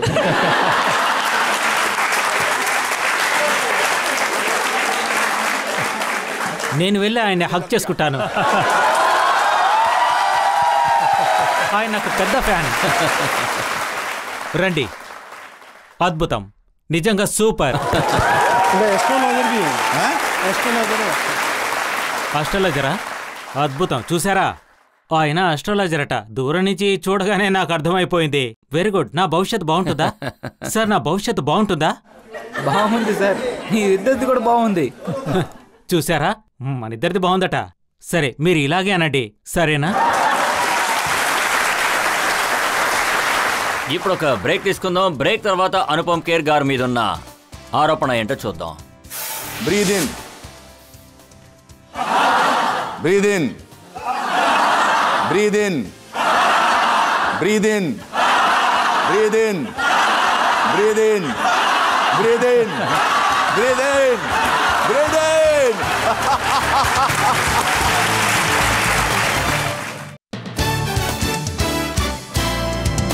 Welcome back. ఆప్కి అదాలత్లో ఇవాల్టి మన అతిథి ఫిల్మ్ స్టార్ అనుపమ్ ఖేర్ గారు. ఆప్కి అదాలత్లో తర్వాత ఆరోపణ. ఆప్కి అదాలత్లో ఫిల్మ్ స్టార్ అనుపమ్ ఖేర్ గారి మీదున్న ఆరోపణ. ఈయన్ని చాలా ఎక్కువగా ఇష్టపడుతూ ఉంటారు. సార్, మిమ్మల్ని మీరు ఇష్టపడుతున్న మాట నిజమే. ఈ గుణం మీకు ఇప్పుడొచ్చిందా లేదా చిన్నప్పటి నుంచే ఉందా? నన్ను నేను ఇష్టపడకుంటే ఇంకెవరిని ఇష్టపడతాను?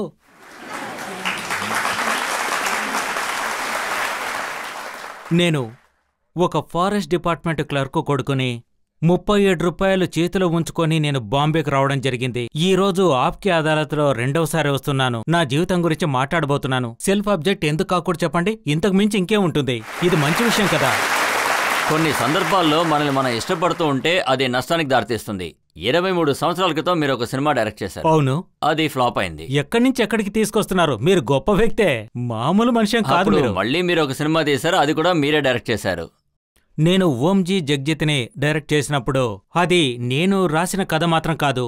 ఆ కథేమో ఇంకొక వ్యక్తిది. కానీ నేను చాలా సంతోషంగా ఉన్నాను. నేను చాలా బిజీ యాక్టర్ని. బాషు బద్నాజీ గారు నాకు ఒక సినిమా డైరెక్టర్గా అవకాశం ఇచ్చారు. అందులో అనిల్ కపూర్ ఉన్నారు, ఫర్దీన్ ఖాన్ ఉన్నారు, అభిషేక్ బచ్చన్ ఉన్నారు, ఓం పూరి, మహిమా చౌదరి. వాళ్ళందరూ చాలా పెద్ద ఆర్టిస్టులు. నేను చాలా శ్రద్ధగా నా వల్ల అయినంత వరకు బాగా డైరెక్ట్ చేశాను. కానీ అది బాక్సాఫీసులో హిట్ అవ్వలేదు. కానీ టెలివిజన్లో అది ఎప్పుడు వేసినా హిట్ సినిమానే.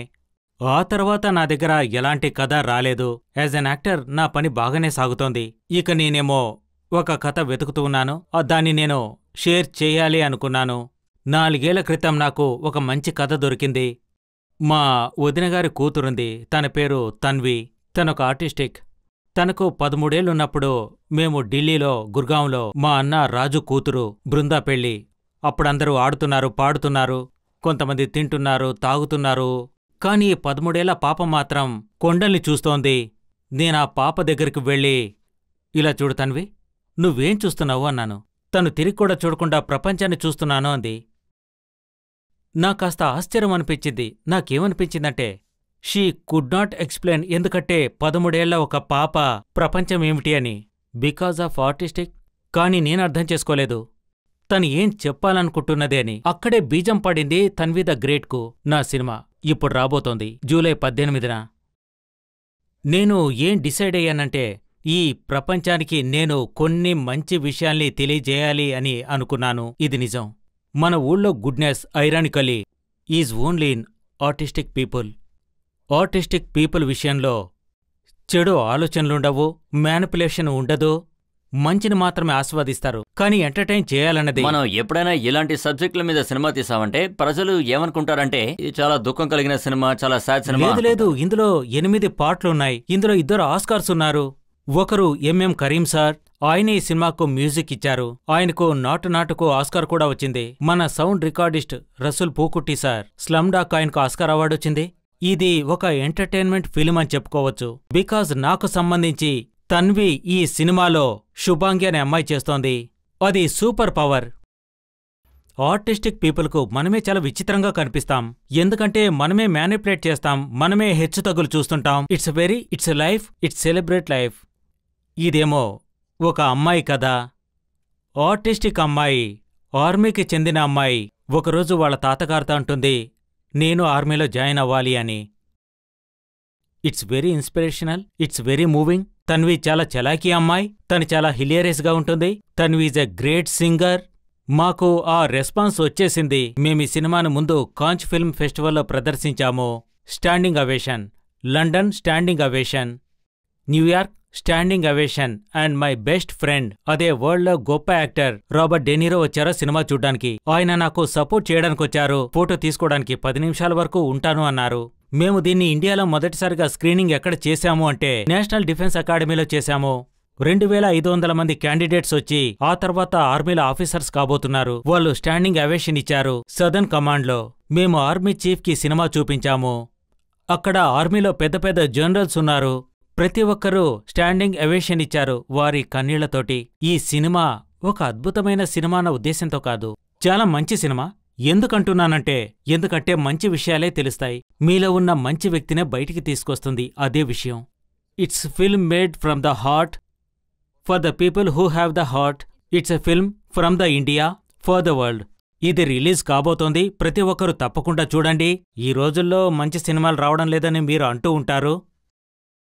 అవును అనుపమ్ గారు, నేను కూడా ఈ సినిమా చూశాను. అది కాకుండా ఇది చాలా మీనింగ్ఫుల్ సినిమా. అది మాత్రమే కాదు, ఇది మన సైన్యంలో ఉన్న బలాన్ని కూడా చూపిస్తుంది. ఈ సినిమా తీయడానికి చాలా శ్రమ పడ్డారు, చాలా కష్టంగా ఉన్నింది. It is made against all hearts. 50 కోట్ల సినిమా ఇది. ఇక నా ఫైనాన్సర్ ఒక ఆయన ఉన్నారు. ఆయన ఏమన్నారంటే 25 కోట్లు నేనిస్తాను, 25 కోట్లు మిగతా వాళ్ళు షేర్ చేస్తారు అన్నారు. కానీ షూటింగ్కు 1 నెల రోజుల ముందు ఆయన అన్నారు ఇప్పట్లో నేను ఏర్పాటు చేయలేను అని. నేను ఆయన్ని తప్పుపట్టలేను, ఆయన నా వల్ల కాదు అన్నారు. ఇక నా పోస్ట్ ప్రొడక్షన్ వాళ్ళేమో దీన్ని పోస్ట్ పోన్ చేయండి, మా దగ్గర డబ్బులేవన్నారు. నేనేమనుకున్నానంటే ఒకవేళ ఈ సినిమా ఇప్పుడు తీయకపోతే ఇక ఎప్పటికీ తీయలేము. ఇక నేను నా ఫ్రెండ్స్ తోటి, అమెరికాలో కొద్దిమంది నా ఫ్రెండ్స్ ఉన్నారు, ఢిల్లీలో ఉన్నారు, అక్కడ ఇక్కడ చాలా మంది ఉన్నారు, మీ వల్ల అయినంత ఇవ్వండి అని అడిగాను. మీరెంత డబ్బు ఇచ్చినా పర్వాలేదన్నాను. ఈ సినిమాకు 9 మంది ప్రొడ్యూసర్స్ ఉన్నారు. 9 మంది కో ప్రొడ్యూసర్స్ ఉన్నారు. అలాగే ఈ సినిమాలో ఉన్న మొత్తం ఆర్టిస్ట్ అందరూ 4 ముఖ్యమైన వాళ్ళున్నారు. జాకీ ష్రాఫ్ గారు, బొమ్మని రాణి గారు, పల్లవి గారు, అరవింద్ స్వామి గారు. వాళ్ళకి నేను డబ్బులు ఇవ్వలేదు, మీ వల్ల అయినప్పుడు ఇవ్వండి అన్నారు. అందుకని వాళ్ళందరికీ నేను ఈ యాక్టర్ శుభాంకి గారు చాలా అద్భుతంగా నటించారు. అవును. ఈవిడ మీకు ఎలా దొరికారు? వాళ్ళు మా యాక్టింగ్ స్కూల్లో ఉన్నారు. నేను కొంతమంది కొత్త యాక్టర్స్నే తీసుకోవాలి అనుకున్నాను. సారాంశ్ సినిమాలో నాకు ఎలాంటి గుర్తింపు లేని కారణంగా ప్రజలంతా అది ఒక వయసు మళ్లిన వ్యక్తి కదా అనుకున్నారు. అందుకే ఈ సినిమాలో శుభాంగి అనే కొత్త అమ్మాయిని యాక్టింగ్కు తీసుకున్నాము. ఆ అమ్మాయిని క్లాస్ రూంలోనే కనిపెట్టాము. ఎందుకంటే నేను మాస్టర్ క్లాస్ తీసుకుంటాను. అందులో నేను పిల్లలకు వాళ్ళ జీవితపు అనుభవాల్ని అర్థమయ్యేలా చెప్తాను. తర్వాత వాళ్ళకొక ఎక్సర్సైజ్ ఇస్తాను. అది ఎలాగంటే అమ్మ కడుపులో మీ ఫీలింగ్ ఎలా ఉంటుంది అని. మీరు మీ అమ్మ కడుపులో పెరుగుతున్నప్పుడు నేను దాన్ని షూట్ చేస్తాను. ఆ సమయంలో శుభాంగి ఎక్స్ప్రెషన్ ఎలా ఉంటుందంటే నాకు అనిపించింది ఎలా ఈ అమ్మాయి క్యాప్చర్ చేసింది అని. మీరు చెప్పిన దాన్ని బట్టి చూస్తుంటే శుభాంకి అనే ఆవిడ మీ యాక్టింగ్ స్కూల్ నుంచి వచ్చారు. మీరు ఎవరికైనా యాక్టింగ్ నేర్పించగలరా? ఖచ్చితంగా నేర్పిస్తాం. మీకు ఒక ఎగ్జాంపుల్ చూపించనా? తప్పకుండా. ఎవరైనా ఒకరు, మీరు మీ ఇద్దరు రండి. మీరు కూడా రండి. రండి. ఇంతకు ముందు ఎప్పుడు యాక్టింగ్ చేయలేదు కదా? రండి. సార్ నేను ఇక్కడికి వెళ్ళొచ్చా? ప్లీజ్ రండి సార్. Acting నేర్పించచ్చు sir. ఎందుకంటే చదువురాని వాళ్ళందరూ యాక్టింగ్ చేశారా? మీరు చేశారా? లేదు కదా? ఇలా రండి. పేరేంటి? గుణ సార్. గుణ. ఇక మీ పేరు? అదితి, గుణ. వీళ్ళిప్పటి వరకు యాక్టింగ్ చేయలేదు, సరేనా? మీరే ఇంతవరకు చేయలేదు కదా? చూసుంటారు కదా. డైలాగ్ ఏమిటంటే, मेरे पास जितने पैसे थे मैंने तुम्हें दे दिए, अब कुछ नहीं बचा. ఇక మీ డైలాగ్ ఏమిటంటే, మీ సంగతి నాకు అనవసరం. मुझे उससे कोई मतलब नहीं, मुझे पूरे पैसे वापस चाहिए. मुझे उससे कोई मतलब नहीं, मुझे पूरे पैसे चाहिए. మీ డైలాగ్ ఏంటి? मेरे पास जितने भी पैसे थे वो. సరే, మీరిద్దరూ సీరియస్గా ఉండండి. కళ్ళు మూసుకోండి. శాబాష్. డైలాగ్లో కోపం ఉంటుంది. మీరు కోపంగా డైలాగ్ చెప్పాలి. మీకిప్పుడు ఎందుకు నవ్వు వస్తుంది అంటే మీ నవ్వు కారణం మీరు సిగ్గుపడుతున్నారు అని. Your awkward. Don't be awkward. Acting can be talk. Rajith sir నాతో ఛాలెంజ్ చేశారు. ఇప్పుడు నా మర్యాద మీ చేతుల్లో ఉంది. ఓకే, ఒకసారి రిలాక్స్ అవ్వండి. డైలాగ్ చెప్పండి. मेरे पास जितने भी पैसे थे वो तुम्हें दे दिए, अभी मेरे पास कुछ नहीं बचा है. मुझे कुछ नहीं पता, मुझे मेरे पैसे वापस चाहिए। సరే ఇప్పుడు నవ్వకుండా చెప్పండి, సీరియస్గా చెప్పండి. సీరియస్గా చెప్పాలి, ఎందుకంటే నేను సీరియస్గా ఉన్నాను. ఐఎమ్ ఏ టీచర్, నేను లీనియంట్గా ఉండలేను. కమాన్, मेरे पास जितना भी पैसे సిగ్గుపడకు, సీరియస్గా చెప్పు. मेरे पास जितना भी पैसे थे तुम्हें दे दिए, अभी कुछ नहीं बचा है मेरे पास। ఇప్పుడు నువ్వు చెప్పు. मुझे कुछ नहीं पता, मुझे मेरे पैसे वापस ఇంకోసారి मेरे पास जितने भी पैसे हैं वो तुम्हें दे दिए, మళ్ళీ చెప్పు. कुछ नहीं बचा है। मुझे कुछ नहीं पता, मुझे मेरे पैसे वापस चाहिए। मेरे पास जितने भी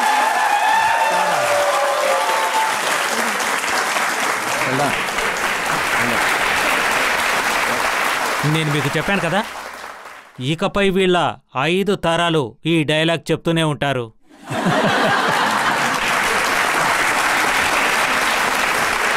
వీళ్లకు పెళ్ళైన తర్వాత వీళ్లకు పిల్లలు పుట్టాక వాళ్ళ పిల్లలకు చెప్తూ ఉంటారు, ఆప్కే అదాలత్లో అనుపమ్ ఖేర్ మాకు డైలాగ్ చెప్పాను.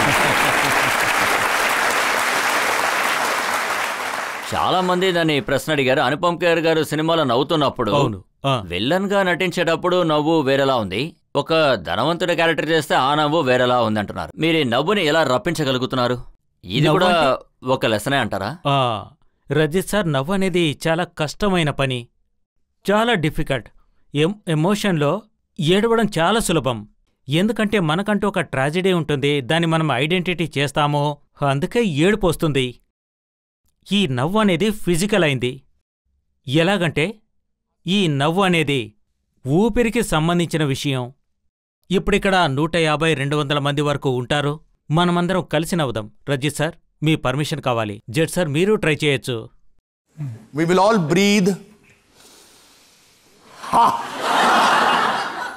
తర్వాత నా వేళ్ళని చూడండి. దట్ మీన్స్ 2 సార్లు చేయాలి, హహా అనాలి, సరేనా? ఇక ఇలా అంటే హహా, okay? Breathe in. Breathe in. Breathe in. Breathe in. Breathe in. Breathe in. Breathe in. Breathe in. Breathe in.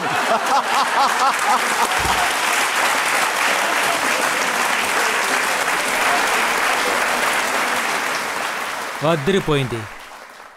మీరొక మంచి యాక్టర్ కన్నా గొప్ప టీచర్ అని చెప్పొచ్చు. Thank you. నేను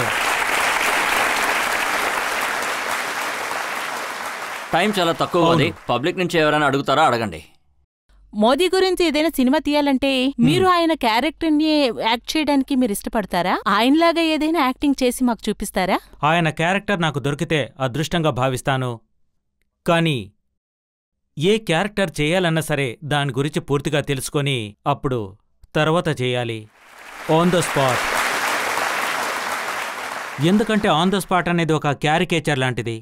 నేను క్యారికేచర్ చేయాలనుకోవడం లేదు, బికాస్ నేను మోడీ క్యారెక్టర్ చేయాలనుకోవడం లేదు. ఎందుకంటే మోడీ గారిని జీవితంలో ఇంతవరకు టైర్డ్గా ఉండడాన్ని నేను చూడలేదు.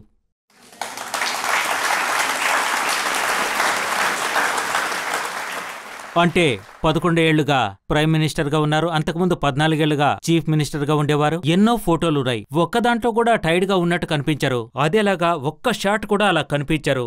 సో ఐ థింక్ అదంతా రావాలి అంటే, నేను ఆ రోల్ చెయ్యాలి అంటే చాలా బాగా చేస్తాను. అందుకు నాకు నెలల తరబడి టైం పడుతుంది, but I love to do that. మీరు డాక్టర్ మన్మోహన్ సింగ్ రోల్ చేశారు. అవునవును, అది చాలా కష్టం అనుకుంటున్నాను కదా? డాక్టర్ మన్మోహన్ సింగ్ క్యారెక్టర్ చేయడానికి 8 నెలలు టైం పట్టింది. కానీ ప్రజలు, మన వాళ్ళు చాలా విచిత్రమైన మనుషులు.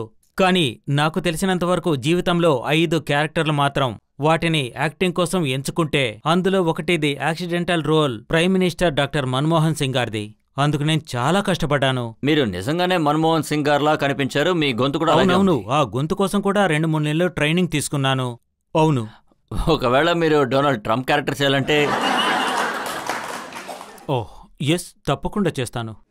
కానీ నాకు రాదు, అయినా సరే తప్పకుండా ట్రై చేస్తాను. ఎందుకంటే ఆయన క్యారెక్టర్ అంతా బాగుంటుంది, నాకు చాలా ఇష్టం. చివరిగా ఎవరైనా అడగాలనుకుంటున్నారా? సార్, మీ సినిమా కాశ్మీరీ ఫైల్స్, అవును, ఇందులో చాలా మంది ఇదొక ప్రొపగండ్ మూవీ అని చెప్పారు. చెప్పండి. ఇవాళ కావాలనే తీశారని చెప్పారు. సో మీరు దీని గురించి, ఇంకా అవి చెప్పిన వాళ్ళ గురించి ఏమంటారు? నా మనస్సాక్షిగా చెప్పాలంటే అంత నీచమైన వాళ్ళు ఎవరూ ఉండరు. ఆ కాశ్మీర్ ఫైల్స్ గురించి అదొక ప్రాపగండా సినిమా అనేవాళ్ళు.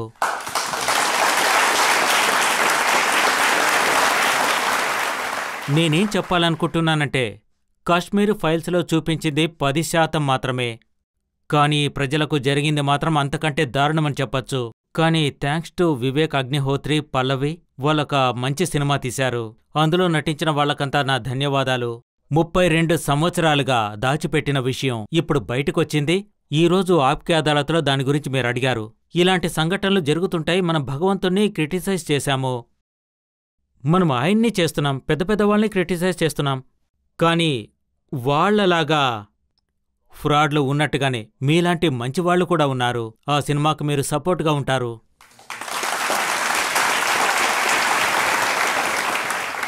ఇప్పుడు నేను ఇక్కడున్న ప్రజలకి చెప్పండి. నేను వీళ్ళకి మీ సినిమాలోని ఇంకొక సీన్ని వేసి చూపించబోతున్నాను. తర్వాత అది చాలా పెద్ద కాంట్రవర్సీగా మారబోతుంది. అలాగే వీళ్ళు అది చూస్తున్నప్పుడు అనుపమ్ ఖేర్ గారు ఆ సినిమాలో ఎలా నటించారో తెలుసుకుంటారు. చూడండి.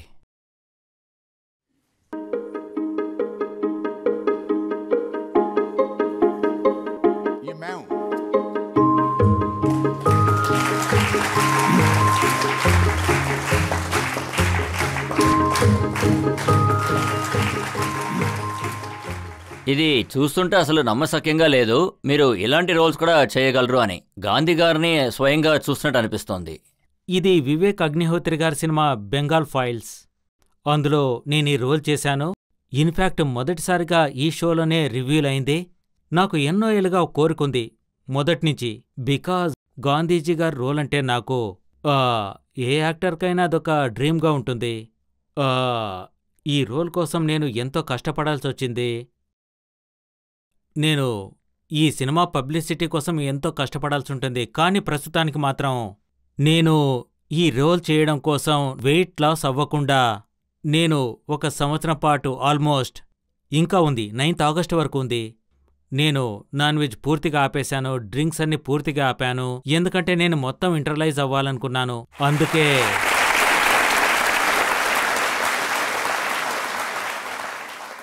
నాకు బాగా నచ్చింది. అందరూ ఈ సినిమా కోసం వెయిట్ చేస్తున్నాం. ఈ సినిమా గురించి మనం ఇంకొక రోజు డీటెయిల్గా మాట్లాడుకుందాం. ఇప్పుడు ఒక బ్రేక్ తీసుకుందాం. బ్రేక్ తర్వాత ఆప్కి అదాలత్లో ఇవాల్టి జడ్జ్ సత్యనంద్ జోషి గారి తీర్పేంటో మనమందరం విందాం.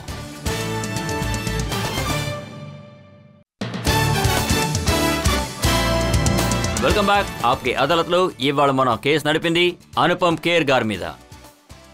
మనం ఆయన గురించి అన్ని విషయాలు మాట్లాడాం. ఆయన ఆరోగ్యం గురించి, ఆయన బాడీ బిల్డింగ్ గురించి కూడా అడిగాం, ఆయన పాత సినిమాల గురించి అడిగాం, ఆయన కొత్త సినిమాల గురించి అడిగాం, ఆయన రాబోయే సినిమాల గురించి కూడా అడిగాం. ఇప్పుడు ఆప్కి అదాలత్లో ఇవాల్టి జడ్జ్ సత్యనంద్ జోషి గారి తీర్పేంటో విందాం. ఈరోజు అన్ని విషయాల్ని విన్న తర్వాత నాకు నా కవిత ఒకటి గుర్తుకొచ్చింది. చెప్పండి. असफलता का विलोम ही तो है सफलता, अंधकार भरे आकाश में जैसे कोई तारा चमकता, इसलिए डटे रहना तब भी जब लगे जोरदार आघात, विपरीत परिस्थितियों से निकलकर देनी है शत्रु को मात, झंझावातों से निकलकर करनी है सर्वश्रेष्ठ रचना, इसलिए करना चाहे जो भी लेकिन मैदान मत छोड़ना.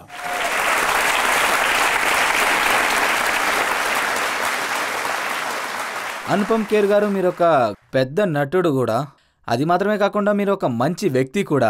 ధన్యవాదాలు. అంతేకాకుండా మీరు కళల్ని అమ్మే వ్యాపారుడు మాత్రమే కాదు, మీరు మానవత్వానికి ఒక రక్షకుడు.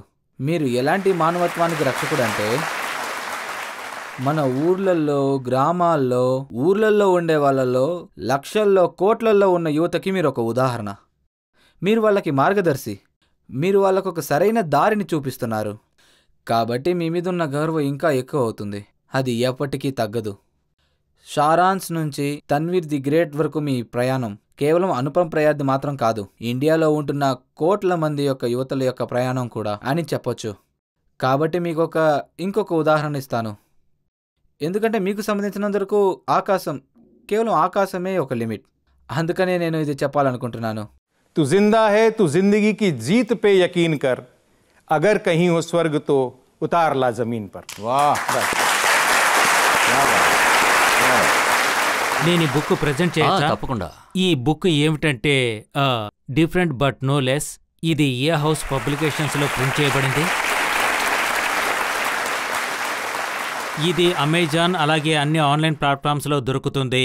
దీని 2వ చాప్టర్ 3వ చాప్టర్ని మీకిస్తున్నాను. నిన్న ఆర్మీ చీఫ్కి ఇచ్చాను, ఈరోజు మీకిస్తున్నాను. మీరు తప్పకుండా తీసుకోవాలి. Thank you sir.